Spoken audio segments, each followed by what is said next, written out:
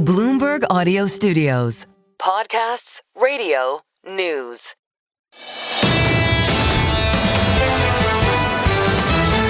This is the Bloomberg Surveillance Podcast. Catch us live weekdays at 7 a.m. Eastern on Apple CarPlay or Android Auto with the Bloomberg Business app. Listen on demand wherever you get your podcasts or watch us live on YouTube. Our conversation of the day on the equity market with Alicia Levine of BNY. Prodigious math skills, and we're going to go to that right now for Global Wall Street. I have never seen a market like this. What happened to Oracle last week? I know you don't do individual stocks. Never have I seen the jump condition we saw in Oracle. We are out. Peter Orszag at Lazard is great about glide paths. They all seem to be thrown out the window. How do we invest in a two-part S&P 500? Look, what happened last week was extraordinary, and it reignited the excitement over the AI trade, and also that it's broadening. It's not just for the same five constituents. You see it broadening. I see it broadening. You and Jeff, you agree on this? Yes, I see it broadening, and the market actually is broadening. I mean, the talk about small caps and is definitely indication.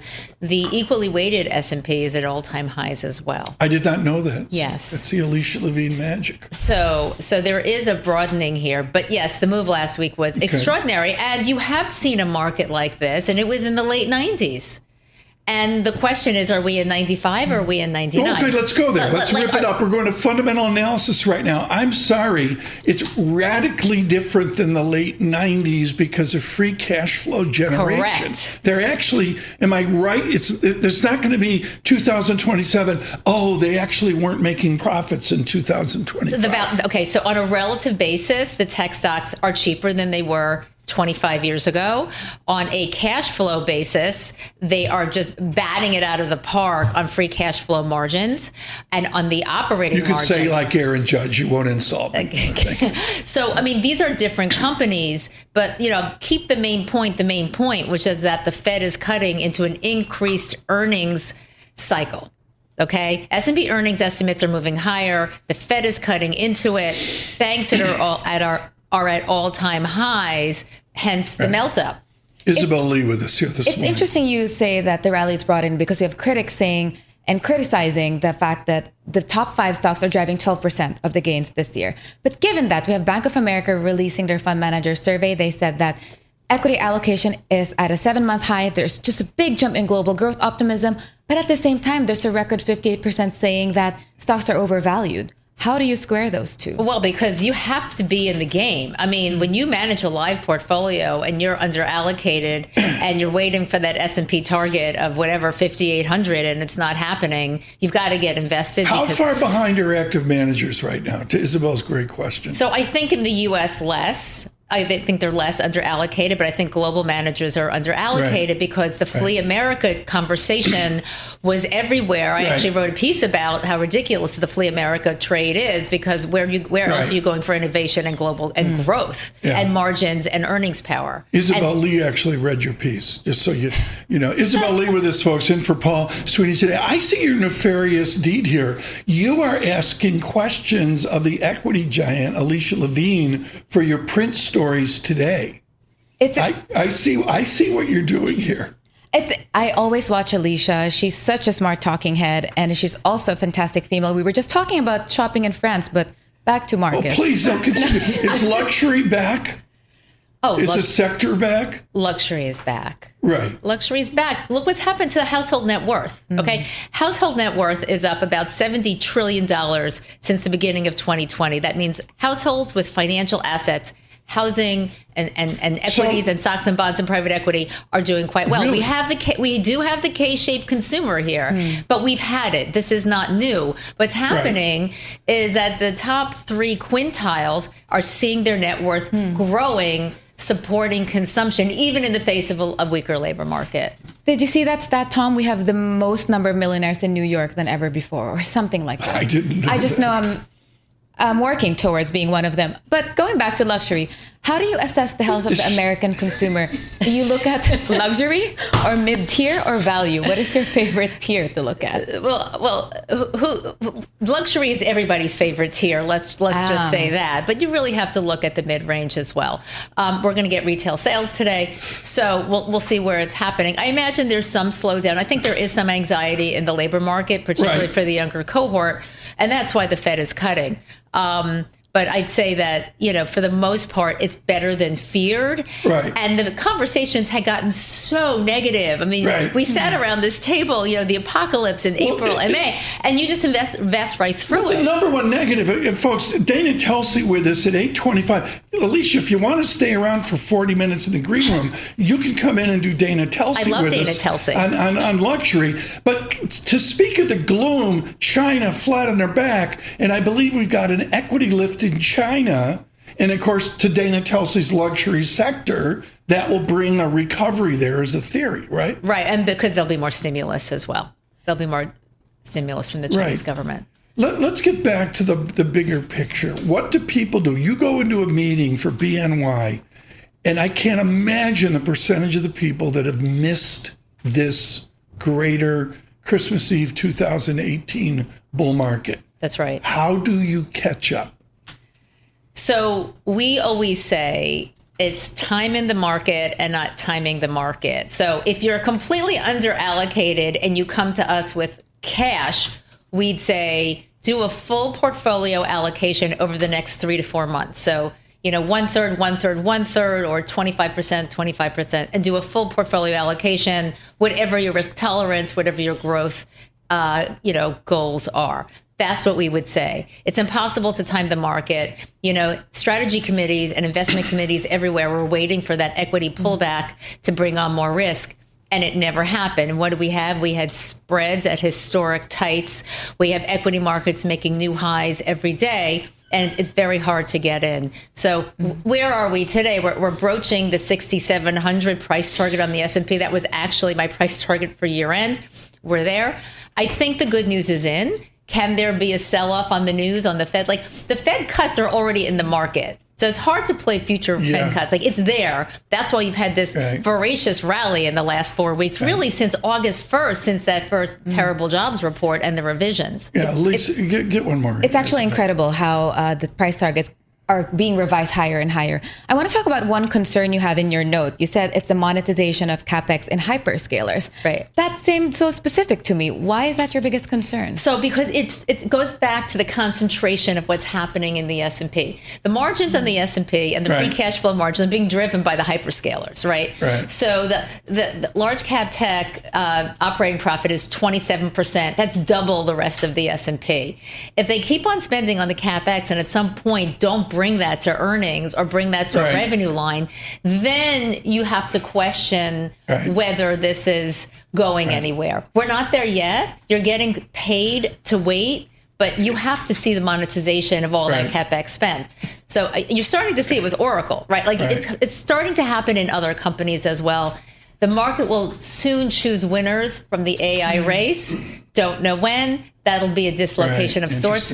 But overall, the main thing is the main thing. Growth is inflecting upwards, not downwards for 2026. Consumer stimulus is coming from the tax bill the first quarter of 2026.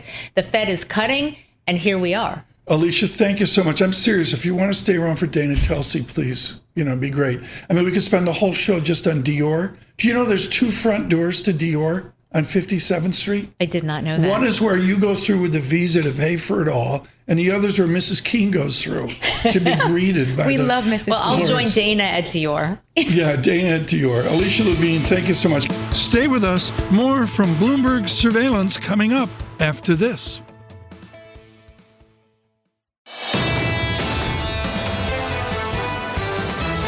You're listening to the Bloomberg Surveillance Podcast. Catch us live weekday afternoons from 7 to 10 a.m. Eastern. Listen on Apple CarPlay and Android Auto with the Bloomberg Business app. Or watch us live on YouTube. Now, a 2-hour conversation into 8 minutes plus retail sales at 8:30 with Dana Telsey. It is an annual visit in celebration of how thick Bazaar magazine is for the September issue. How did Giorgio Armani change the corner of 57th and 5th Avenue?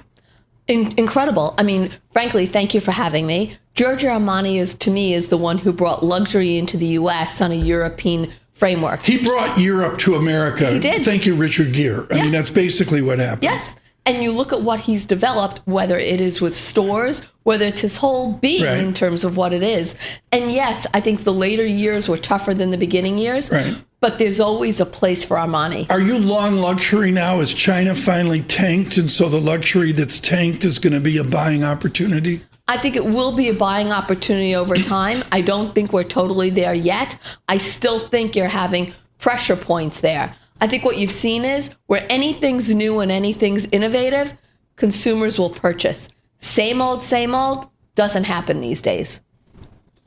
So Tom kept on talking about Dior, and I really need to go in there. But for now, let's go to Tapestry. They had their investor day last week. What were the takeaways that you got? How are the health of the American consumers through the lens of Tapestry? Through the lens of Tapestry, it was a very productive investor day. The outlook is solid for the next few years. I would say that the core Coach brand and the way that they've been able to put in different items of collections like Tabby and Brooklyn have made it appealing. What? Plus, they're capturing the younger customer. Every brand today needs to always be able to market to capture new customers. Keep the old, expand with the new. So Tapestry, there's Coach, there's Kate Spade, and Stuart Weitzman. I think they're Stuart all Weitzman's popular gone. They gone. Sold Stuart Weitzman. That was sold to Caleres a couple months ago. It's Coach and Kate Spade. The playbook of Coach is going to be applied to Kate Spade, and let's see what happens going forward. What about Ralph Lauren? They're having their investor day today. I feel like they said they're seeing revenue growth similar to recent rates over the next 3 years. So is that good or bad? How do you rate that? I think overall, when you think about Ralph Lauren, and I'll be at their investor this morning. Take Isabel. I think it's good. I think Ralph Lauren. I want to go to Dior. How would you not want to go to both? Brand legacy and brand history, hard to find. But Ralph Lauren, solid average unit retail price growth. You've got solid expansion of categories, whether it's women's, whether it's outerwear, whether it's accessories. You've got global reach because, frankly, in Asia, they're looked upon as higher end. Ralph Lauren here in the is US. still in. That's the bottom line. Yes, they are. In Asia. And they've expanded their customer base. Dana Telsey with us, Telsey Advisory Group. I can't say enough about what she's done for securities analysis in New York City. It is an annual kickoff visit for September. Economic data here in 2 minutes. Okay, I look at the entire thing, and at gunpoint, Mrs. Keene made me watch the Anderson launch at Dior the other night, a video, and it's all the beautiful people. I was looking for you in the second, third row there, Dana Telsey with, I don't even know who half the actors are that were there. Everybody's churning. Mr. Arnault's there, and you can see he's in a complete panic about the LVMH experiment. Are they going to sell off the brands that aren't working? Is that the new for luxury? I don't know if that's the new for luxury. It may be for some of the accessible luxury brands. Look what you had just announced yesterday. VF Corp sold Dickies Workwear. Not a luxury brand, but you're seeing portfolio enhancement. You want to call it portfolio optimization. How do you get more from existing brands? Hold on. The control room. Is Dickies luxury wear? Is that a luxury stock? I think Dickies is a luxury stock, isn't it? Yeah, they're saying, yeah, it is. So there's a restructuring in fashion. Is it still aspirational where people want the stuff? Yes, it definitely is still aspirational. You know what's changed these days? When you have TikTok, when you have Instagram, seeing it on real people makes it accessible to all. And you're the one who told me that even if you can't afford the bags, you can afford the lipstick or the perfume, and that makes it aspirational. Exactly. Well, you heard about LVMH, the Louis Vuitton lipstick, $160. Let's come back and talk about the LVMH lipstick at $160. Features like one. We're at Dana Telsey this morning on Retail America. You've got a revision where retail sales were revised higher in the previous month. The control group was a 0.4 statistic, and it came in at a buoyant 0.7. Some equity lift to the market and yields move higher as well. Where is that coming in retail? Is it big box retail? Walmart's just killing it? Is it a lost middle area, or is it in the luxury area? Where's the retail pop that I see on the Bloomberg screen? I think the retail pop is in value. The retail pop is with Walmart. It's with Costco. It's with the off-pricers. You've seen a trading down of even higher end consumers. and they're going to some of these value stores. And you saw it in second quarter earnings. Second quarter earnings, which were reported the end of August, essentially showed that even so far in the current quarter, sales have been better than expected. Show them something new and they will buy. So then how do you assess the health of the consumer when it comes to big box retailers like Walmart or Target? We've seen a divergence quite recently, right? And that was surprising to me because I usually clump them in one. Yep. One of the differences, there's basically micro relative to the company. Target has work to do to improve their assortment, to improve their operations. There's a lot of store standards that need to be adjusted. Walmart is hitting on all cylinders and is taking share. Well, they have a 40 multiple. How does Joe Feldman, your colleague, respond to a single-digit revenue growth, making solid but, normal retail profits, trading at a PE of 40? That's not in my textbook. It's not in the textbook, but the consistency of it, the market share gains that they have, the pricing that they offer, the value that they offer, they're unique in the world of retail. Which companies are best positioned to absorb higher costs when it comes to this entire tariff regime? And I suspect there might be a lot, but top of mind, can you name maybe two? Well, I think of companies that can absorb pricing. The off-pricers can absorb pricing because they're the umbrella for everyone else. So a TJX, a Ross, a Burlington, and of course Walmart. Burlington socks. That was the socks I wore when I was little. Are they passing? Are they passing on tariffs? Say at TJ Maxx. You're beginning to see tariffs be passed on, but it all starts from if the full price retailer passes on, then it goes to others also. Right. It's expected that price increases for the most part will come fully into play in the fourth quarter. One final question I got to ask, and I guess it's, I've got to go to the New York City angle. A couple years on, is Tiffany worked out for Mr. Arnault? I think it is working out. They're getting more traffic. They're getting new designs. The new stores that they've remodeled have given a lift that they wouldn't have seen before. Are they still popping in Japan? I stood outside the Tiffany's store there in the... Did you see the new store on the Ginza that has the blue outside? Yeah, I saw pretty a picture. Impressive. Yeah, we were supposed to fly over and look at it. And I'm like, no, I don't think so. Okay, and finally, Isabel was talking about this earlier. The Dior store is spectacular. Is that going to be the future of European investment in the island of Manhattan, is to do a Dior? Part of it, yes. I think for the ultra luxury companies, and that Dior store is going to be replicated in Beverly Hills because that one's opening in just a couple of weeks. Wow. Okay, Lucas Shaw will want to know about that. Danny Telsey, brilliant, always in September, important. She's with the Telsey Advisory Group with Joe Feldman on Big Box. Stay with us. More from Bloomberg Surveillance coming up after this.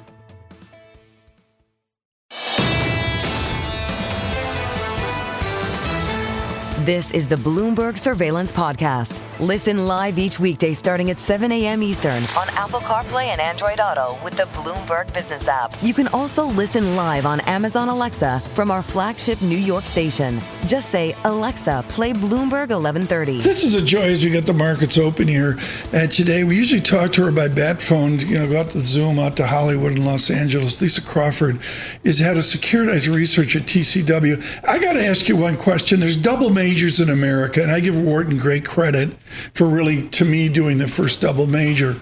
But Yale, around Jonathan Spence and China studies and all that, pieced together a double major years ago called Political Science and International Studies, which is just phenomenal. What was it like doing a double-barreled thing at Yale? Absolutely. So I chose international studies because I was raised to be a citizen of the world by my dad. So we moved around a decent amount. Yeah. That was important to me. That was only offered as a second major. So I originally had econ for my primary major. Then I looked up and I had a 4.0 in poli-sci. So I decided I'd be poli-sci for my first major. So you changed your major because Schiller gave you a quality C?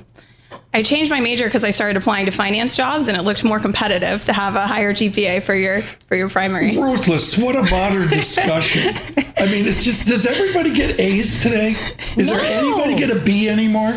I don't know. I don't know any young folks, but some are doing pass-fail. Pass-fail.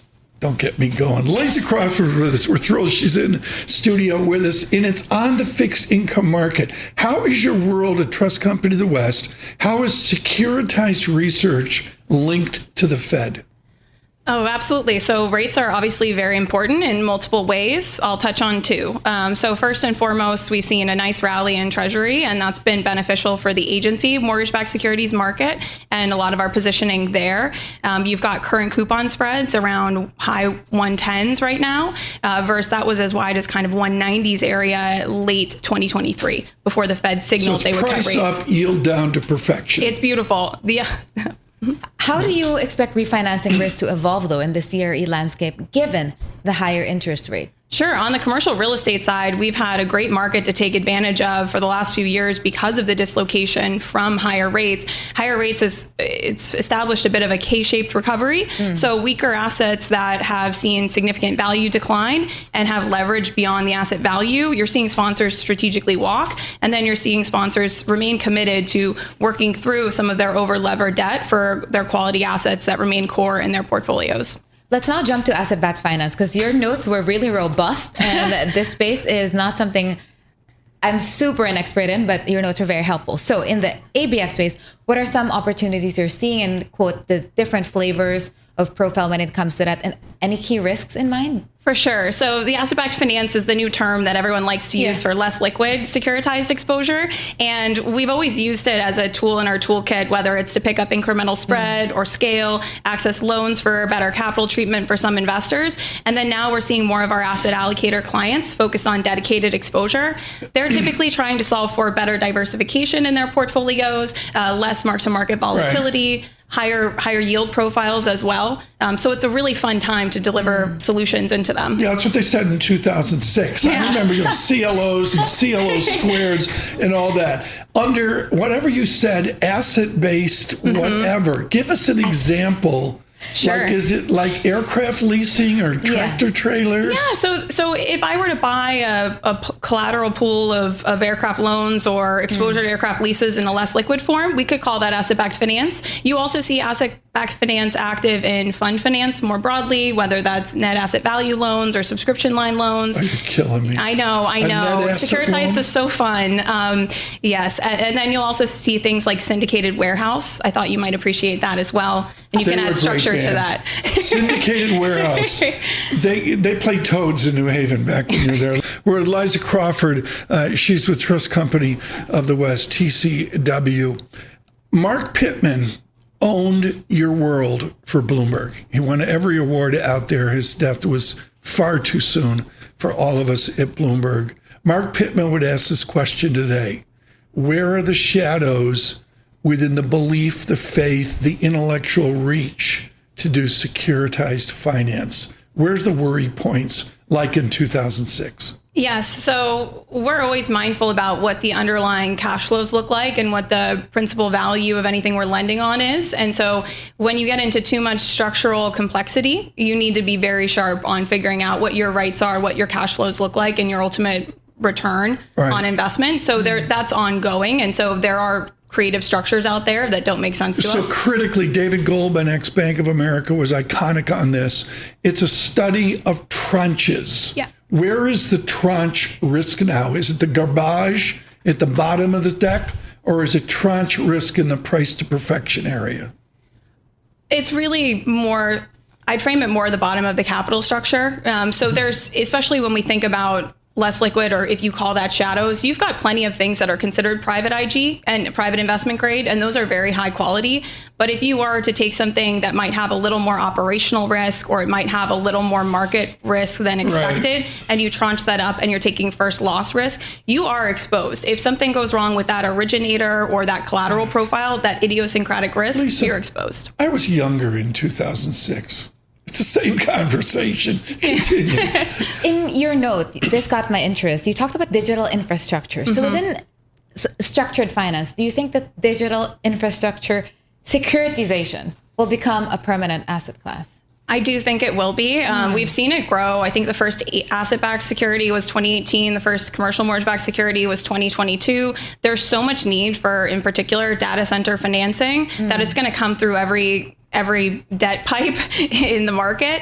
And then that being said, we're mindful for two reasons. One, there are better profiles and weaker profiles and different ways to take advantage of the market. And then additionally, the supply surge should at some point put some pressure on spreads. we would anticipate that. So we're also mindful about relative value. Private credit. Is there a leverage in there hidden that we don't see, that we don't know?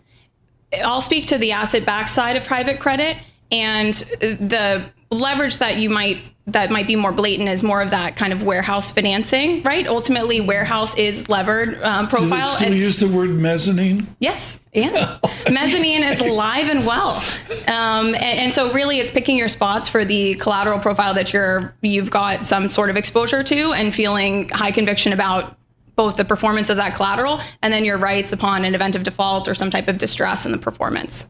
Liza, thank you so much. Liza Crawford is with us, head of securitized research at TCW. Stay with us. More from Bloomberg Surveillance coming up after this.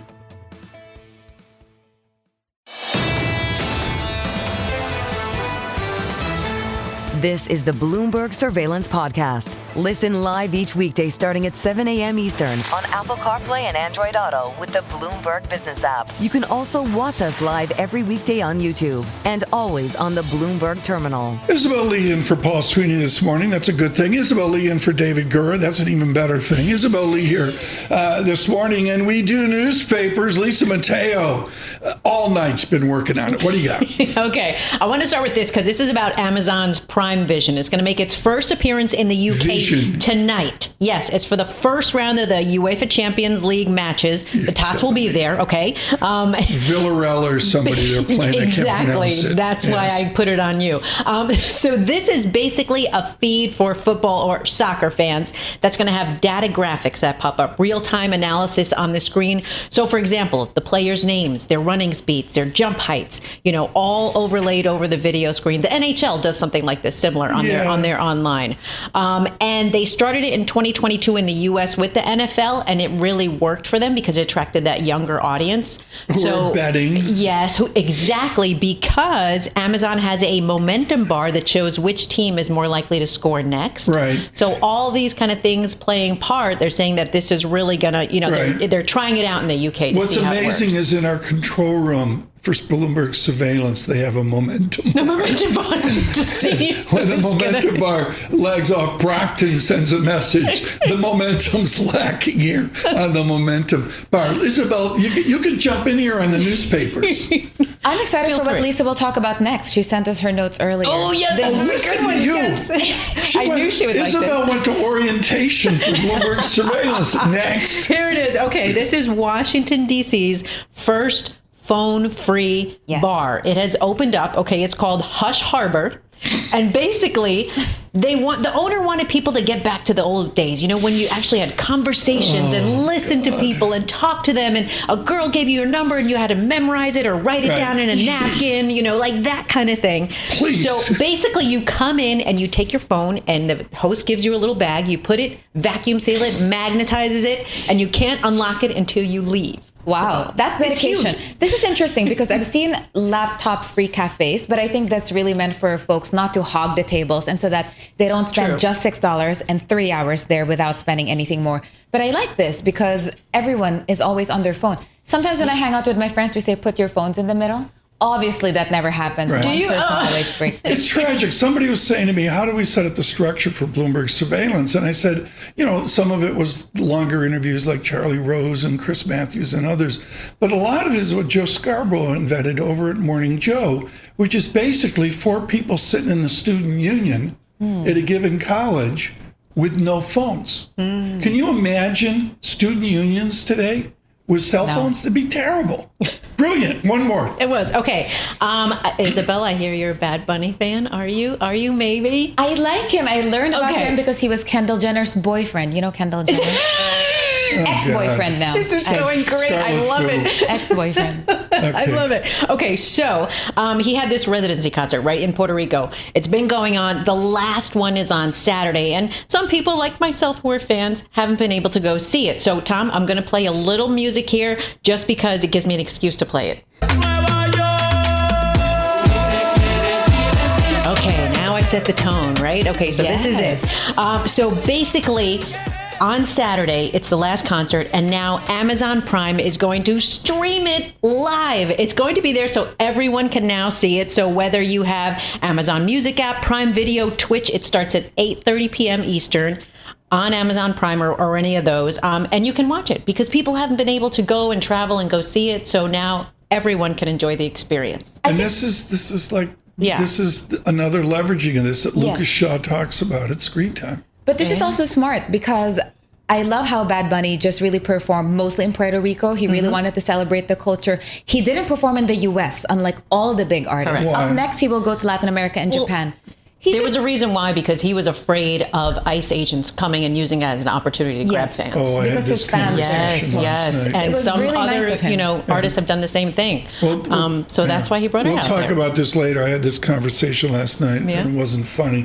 Good morning across the nation. Newspapers, Elisa Mateo. Yes, you and we survived. This is the Bloomberg Surveillance Podcast, available on Apple, Spotify, and anywhere else you get your podcasts.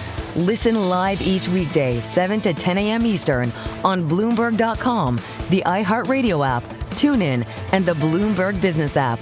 You can also watch us live every weekday on YouTube and always on the Bloomberg Terminal.